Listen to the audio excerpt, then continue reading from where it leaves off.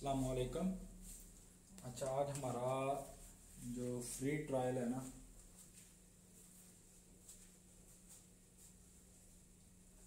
उसका lesson number 6 है।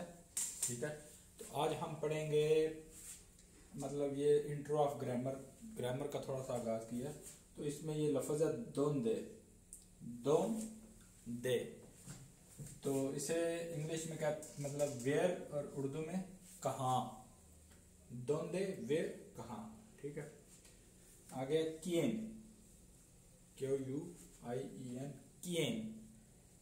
Who, कौन। इसी तरह के,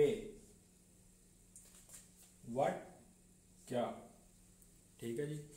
आगे कोमो, हाउ, कैसे। por qué, why, क्यों। cuándo, when, कब। ठीक है जी, ये हो गया dónde, quién, qué, cómo, por qué y cuándo। Lesson number 6।